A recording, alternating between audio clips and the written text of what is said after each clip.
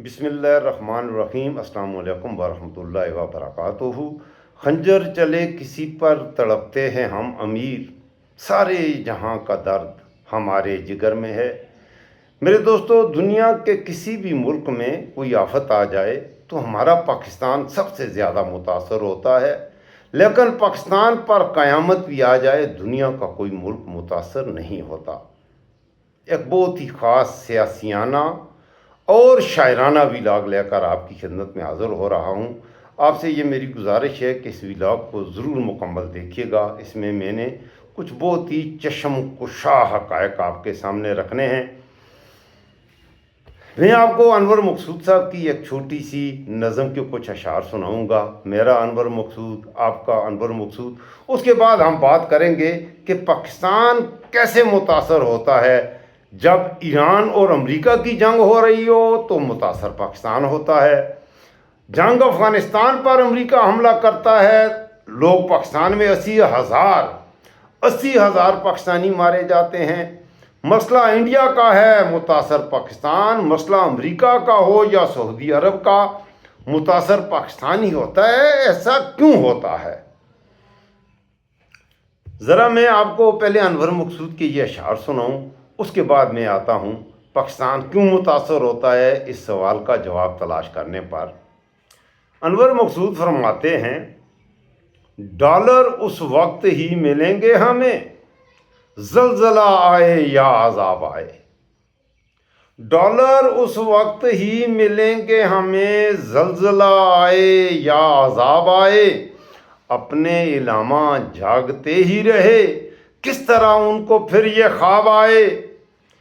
एक चवन्नी नहीं थी इनके पास, मरियम नवाज, बिलावल भुट्टो, असफ जरदारी, शरीफ नवाज। एक चवन्नी नहीं थी इनके पास, जाती उम्रा से कुछ नवाब आए। जब भी छेड़ा है उनकी जुल्फों को, हर दफ़ा हाथ में हिसाब आए।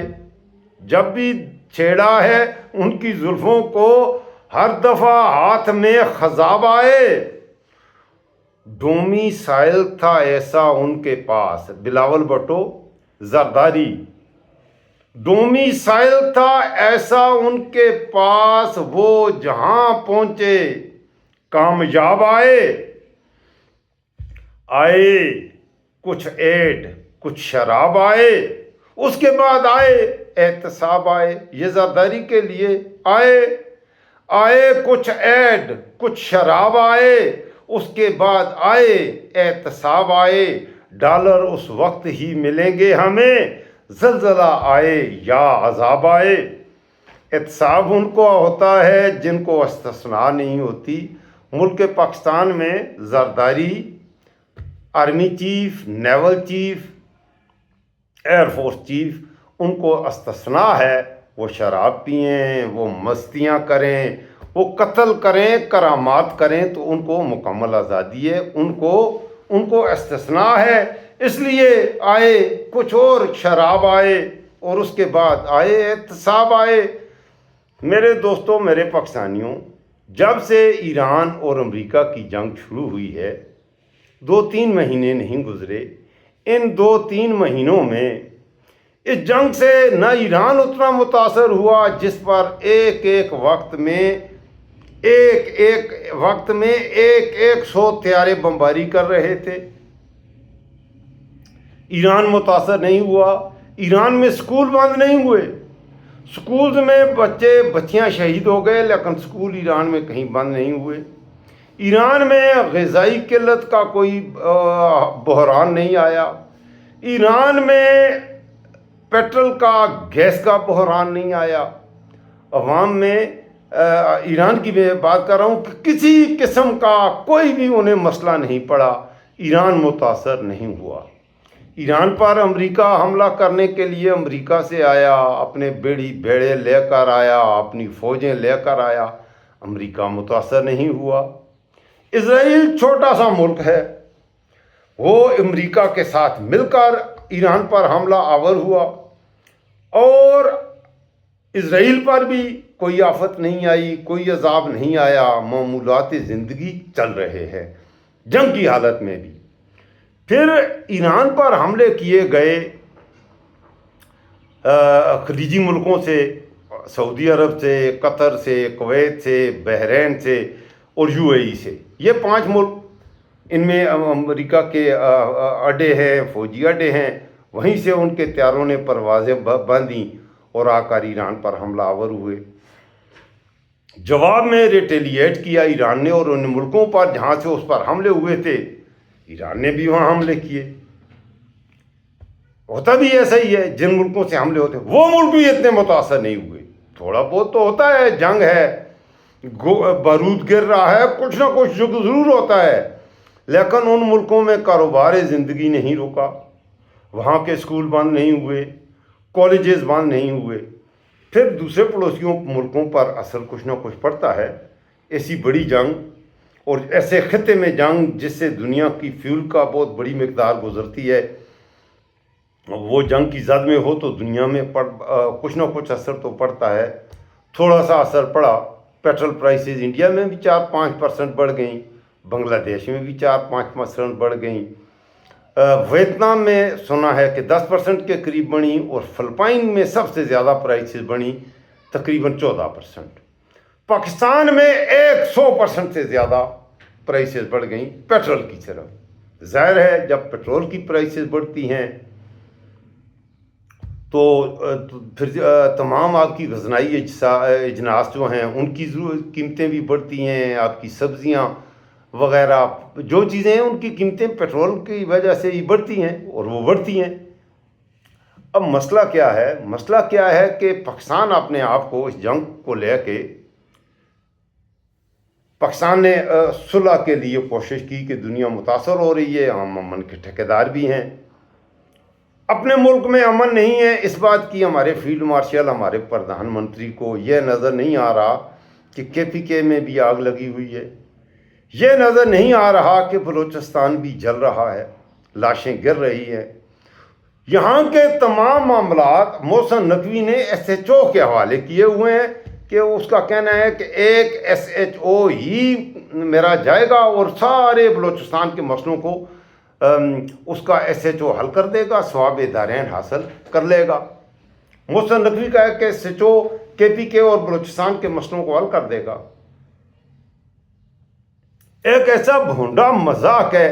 اور اس کے بعد اس جنگ کو لے کر یہ میں آپ کو بتانا یہ چاہ رہا ہوں میرے پاکستانیوں. اچھا تھوڑا سا یہ ولاگ اگر معمول سے لمبا بھی ہو جائے آپ نے دیکھنا ضرور ہے، کہیں جانا نہیں. آگے میں نے بڑی خاص باتیں کرنی ہیں. اور چینل اگر سبسکرائب نہیں کیا تو ضرور فوراً چینل کو بھی سبسکرائب کر دیں. آگے بڑھتے ہیں. دیکھیے جنگ شروع ہوئی تو یہ ان کو مصالحت کار کے طور پر تمہاری حیثیت کیا ہے کہ تم اپنے ملک میں صلح نہیں کر پا رہے. اس ملک کا سب سے پاپولر لیڈر جیل میں پڑا ہے، اس سے تم بات چیت نہیں کر رہے. PTI جو پاکستان کی سب سے بڑی سیاسی جماعت ہے اس پر تم گولیاں برسا رہے ہو. پاکستان کے مقبول ترین لیڈر کو آپ نے اور اس کی پوری پارٹی کو جیل میں تم نے رکھا ہوا ہے. اور دوسری طرف امریکہ اور ایران اور سعودی عرب اور قطر اور کویت کے دورے کر کے تم جنگ بندیاں کروا رہے ہو اور مذاکرات کر رہے ہو. خود اپنے پڑوسی ملک افغانستان پر حملہ کر دیا ہے. ہمارے بھائی تھے. دنیا کی نظروں میں. اور یہ سارا کچھ کیا کیوں جاتا ہے؟ یہ عوام کے حوالے سے پاکستان کے عوام کو بیوقوف بنانے کے لیے. کوئی جنگ نہیں پاکستان میں، میں قسمیہ کہتا ہوں کوئی مسئلہ نہیں پاکستان میں، کوئی مسئلہ ہی نہیں ہے. صرف اگر مسئلہ ہے تو یہ بدیانت میر جعفر، میر صادق، یہ چور ڈاکو حکمران جن کو پاکستان کے مفادات سے کچھ نہیں. میں 2-3 دن پہلے میں نے ایک ولاگ بنایا تھا اکانومی پر. آپ ذرا وہ ولاگ میرا پاکستان اور انڈیا اور بنگلہ دیش کی اکانومی کا میں نے موازنہ کیا تھا. اب وہ ولاگ ضرور دیکھیے گا. اس میں نے پورے سٹیٹسٹکس آپ کی خدمت میں رکھے ہیں کہ اکنامیکلی ہم کھڑے کہاں ہیں، انڈیا کہاں کھڑا ہے اور بنگلہ دیش کہاں کھڑا ہے. پاکستان کے پاس بالکل ریزرو نہیں ہیں، یہ ری شیڈول کیے ہیں کچھ. اور سعودی عرب نے دیکھیے سعودی عرب نے $6 ارب $3 ارب دیے ہیں، وہ تو UAE کو دیے، اور $3 ارب اپنے ریزروز کو مینٹین رکھنے کے لیے اسٹیٹ بینک میں ڈالے ہیں. تو پاکستان کے پاس 13-14 ارب کے ریزرو رہ گئے ہیں. ان میں اگر 10 ارب سعودی عرب کے نکال دیں، 10 ارب ڈالر، 2 ارب ڈالر قطر کے ہیں، 12 ارب ڈالر ہیں. پاکستان آلریڈی ڈیفالٹ ہو چکا. یہ آپ کو کہتے ہیں ہم نے ملک کو ڈیفالٹ ہونے سے بچایا. اس وقت پاکستان کو جب عمران خان تھا ڈیفالٹ ہونے کا کوئی خطرہ نہیں تھا. اب خطرہ نہیں ہے. عملی طور پر یہ ان ملکوں کے ٹول بن کر ان کے لیے ظاہر ہے اس کو کچھ نہ کچھ پیسہ تو آپ کو دے گا. میری وجہ سے آپ گولی کھا رہے ہو، میری وجہ سے آپ مرنے کے لیے تیار ہو، تو ایسے میں کچھ نہ کچھ تو اس کو دوں گا. تو پاکستان کو اس حوالے سے وہ جو پیسے ہیں ان پہ پاکستان چل رہا ہے. پاکستان کو میں انہوں نے چھوڑا ہی کچھ نہیں. اچھا، یہ جو ڈالر ملتے ہیں یہ ساری چیزیں کنٹرول امریکہ سے ہوتی ہیں، اس میں کوئی شک نہیں. پاکستان میں اور ہمارے عرب بھائی جو ہیں امریکہ، وہ بھی امریکہ کی اجازت سے ہمیں ڈالر دیتے ہیں. سعودی عرب نے لاسٹ ٹائم ہمیں 3 ارب ڈالر دیے تھے. یہ شرط رکھی تھی کہ ہم IMF کے ساتھ پروگرام میں ضرور جائیں گے تب سعودی عرب پیسے دے گا. اب آپ اندازہ لگائیں، ہماری اس سے برادرہڈ ہے، ہمارا برادر اسلامی ملک ہے، اس نے ہمیں 3 ارب ڈالر دیے اور ساتھ ہی ہمیں IMF کے قدموں میں بھی ڈالا. IMF کے قدموں میں ڈالا. انہوں نے کہا کہ IMF سے یہ میرے خیال میں 1.5 ارب ڈالر کا وہ تھا انہوں نے دینا تھا. تو IMF کے ساتھ ہم نے اتنے معاہدے کر لیے ہیں کہ کسی صورت میں ہم ان کے شکنجے سے اب نکلنے کے قابل نہیں رہے. اور IMF کے قدموں میں ہمیں پھینکنے والے بھی ہمارے یار بھائی ہیں. یہ کہتے ہیں وہ سعودی عرب کے وہ پرنس سلیمان ہے، اس نے کہا جی کہ آپ اس سے معاہدہ کریں، IMF آئے گا تو پھر ہم بھی پیسے دیں گے، IMF نہیں ہوگا تو ہم پیسے نہیں دیں گے. آپ اندازہ لگا لیں اپنی بھی. اچھا، جنگ میں مذاکرات کے حوالے سے 3-4 ملکوں کی وزٹ کی شہباز شریف نے اور عاصم منیر نے. عاصم منیر گیا کچھ دن پہلے ایران میں لگا ہے بڑا تماشا. آج ایرانی لیڈرشپ آ رہی ہے اور ہو سکتا ہے امریکن بھی آ جائیں. بھائی ان مذاکرات سے ہمیں کوئی لینا دینا نہیں. ٹھیک ہے، ہمارا برادر اسلامی ملک ہے، ہمیں اظہار یکجہتی ضرور کرنا چاہیے اور وہ صرف ایران کے ساتھ. ہمیں اس جنگ میں ایران کے ساتھ کھڑا ہونا چاہیے. وہ ہمارا برادر اسلامی ملک ہے، ہمارا پڑوسی ہے، اور ایران کے ساتھ زیادتی کی گئی ہے. امریکہ اور اسرائیل نے ایران پر حملہ کیا ہے. ایران نے جا کر امریکہ پر یا اسرائیل پر حملہ کیا ہی نہیں ہے. دیکھیں اگریسر کون ہے. جو اگریسر ہے، جو ظالم ہے کہ 7 سمندر پار سے امریکہ آیا ہے اور اس نے ایران پر حملہ کیا ہے.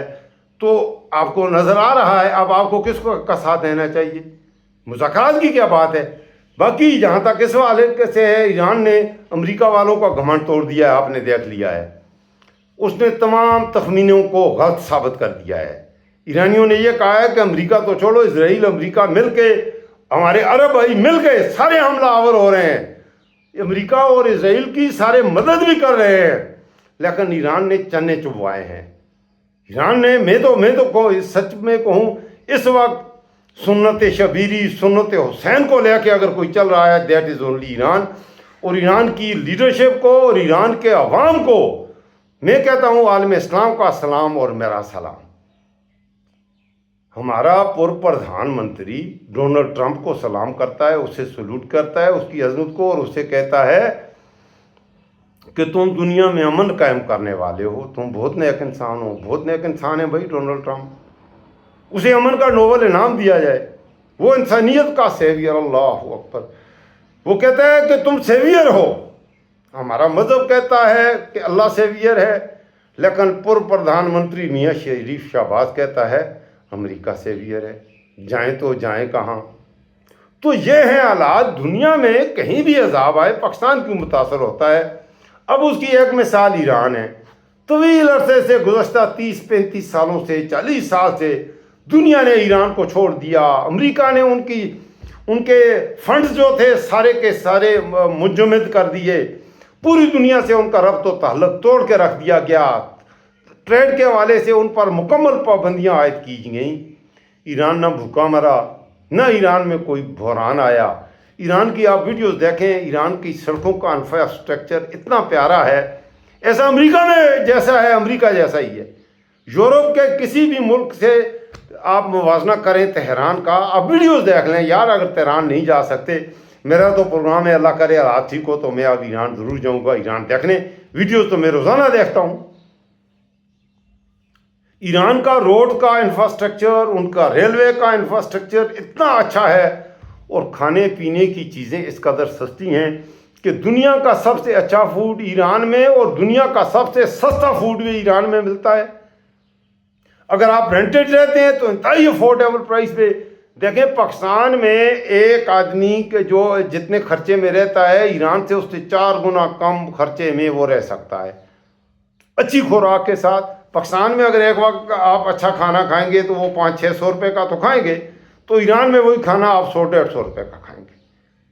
یہ مختلف ولاگر ہیں جو ایران جاتے ہیں، وہاں کے ولاگز ہیں، آپ دیکھ لیں۔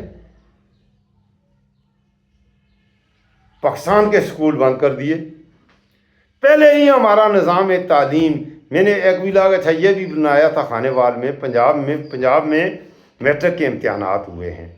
میٹرک کے امتحانات میں پاکستان اسٹڈی کا جو پیپر ہے اس میں سوال ہیں، قاسم نواز کی سیاسی خدمات پر نوٹ لکھیے، مریم نواز کے 2 اہم کارنامے لکھیے۔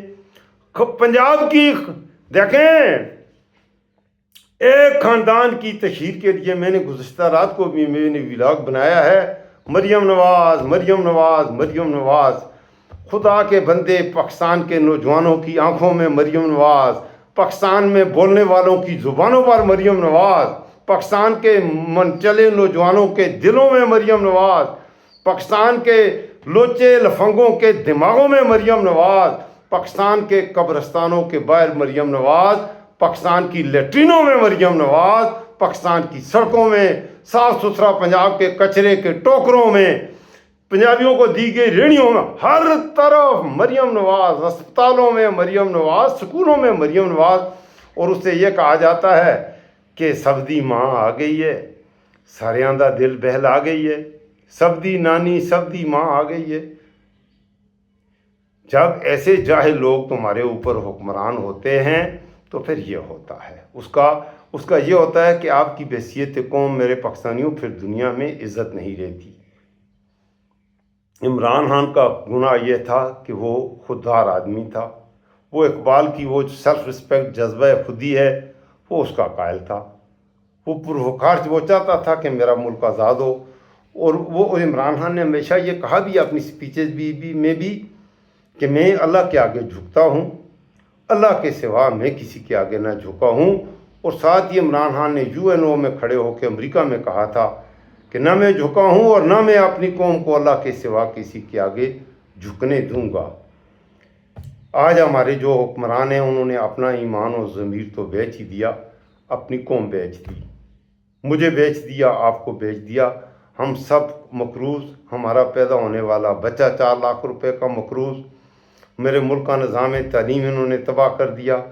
اب گزشتہ روز ایک اور ٹیکہ لگایا، ایک بار پھر ایک دن بھی سسٹین، دیکھیں 2 دن کے بعد پیٹرول کی پھر 26 روپے کا مزید اضافہ، اور عوام ہیں کہ خاموش۔ میرے پاکستانیوں، جب تک آپ خاموش رہیں گے خود اپنے حق کے لیے، اس میں کسی قیادت کی بات نہیں ہے۔ ہمارے کشمیری بھائی نکلے تھے، بنگلہ دیش کے بھائیوں کو لیڈرشپ کی ضرورت نہیں ہوتی، جب تک بحیثیت قوم متحد ہو کر ان غاصب، جابر، ظالم، چور، ڈاکو لیڈروں کو ہم اس ملک سے بھگاتے نہیں، ہمارے ساتھ یہ ہوتا رہے گا، اس کا کوئی علاج نہیں ہے۔ اپنا خیال رکھیے گا، مجھے رکھیے گا دعاؤں میں یاد۔ اس وقت دیجیے مجھے اجازت، اور اگر آپ نے ابھی تک چینل کو سبسکرائب نہیں کیا تو چینل کو ضرور سبسکرائب کر لیں۔ اور دوسرا یہ کہ اگر آپ کا کوئی جینین مسئلہ ہے تو کومنٹس میں آپ اپنا مسئلہ لکھیں، انشاءاللہ طارق خان آپ کے لیے آپ کی آواز بنے گا۔ میں معذرت کروں گا، میں اپنا فون نمبر نہیں دے سکتا، آپ اپنا فون نمبر لکھیں، میں خود آپ کے فون نمبر پر آپ سے کانٹیکٹ کروں گا اور آپ کے لیے آواز بھی اٹھاؤں گا۔ اللہ حافظ، فی امان اللہ۔